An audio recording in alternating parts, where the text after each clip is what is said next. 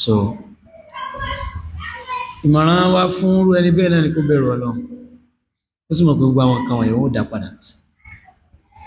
kó bẹ̀rù Ọlọ́run ó sì mọ̀ pé wọ́n ó gbà padà láyé àbí lálùkìyámà. Ànábì ní la tu'adduna al-huquqa ila ahliha hatta yuqada li-shati al-jarha min ash-shati al-qarna. ẹran méjì tí wàá kanra wọn tí kan níwò tó kẹ́yìn tí ò níwò Ọlọ́run ó dá padà lálùkìyámà. ẹran hatta harfu li intihai al-ghaya, so pé kódà so ó túmọ̀ yìí pé èèyàn kan gbà níyànjú náà ni ó bẹ̀rù Ọlọ́run ọba lórí ẹ̀. téèyàn bá mọ̀ pé ẹni tí ń ṣe nìyẹn tó sì dá yẹn lójú tó bá fẹ́ ṣe fẹ́ lómi yẹn lè kọ́ díẹ̀ àbí kéèyàn sọ fún ẹni tó yẹn yà ṣọ́ra o tó bá ti dọ̀rọ̀ owó ẹni yóò dúró déédéé. so owó onídìí kéèyàn níjànú téèyàn ò bá ní yóò ṣẹ́ lọ́n lọ ó dà yóò tún mọ fúnra rẹ̀ lẹ́skúùsì.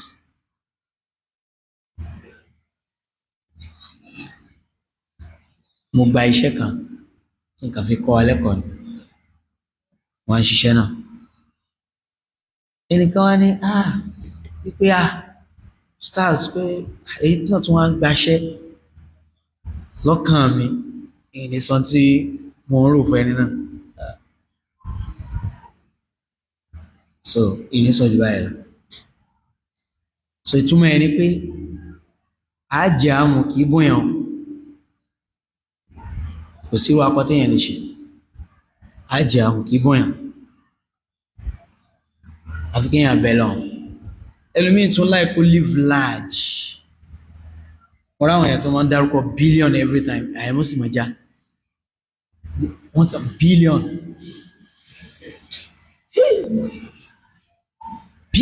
why you mentioning billion yóò sì mọ̀ já mi láyà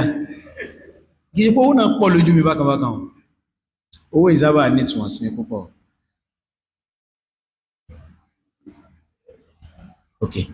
so but nísìn o mo lè sọ nǹkan mi lọ́la o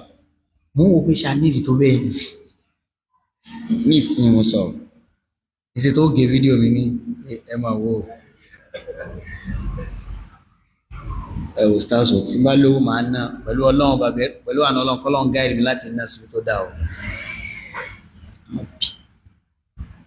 wọ́n yẹn wá dán dápọ̀ bílíọ̀n kéékèèké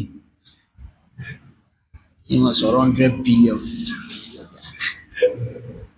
sẹ́yìn ó sì lè máa sùn ẹ̀rí ká lọ ájì ká dé ká pọ́lí ká wọ́n mọ́tò ká kí láàmà sí bílíọ̀n yìí ó ní bílíọ̀n láti ṣe gbogbo ilé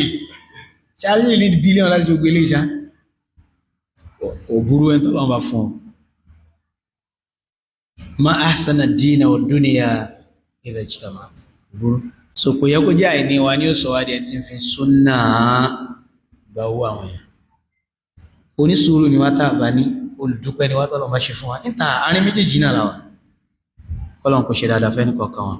rabbana atina fid dunya hasana wa fil akhirati hasana wa qina adhaban nar subhanaka allahumma wa bihamdika ashhadu an la ilaha illa ant astaghfiruka wa atubu ilayk assalamu alaikum wa rahmatullahi wa barakatuh.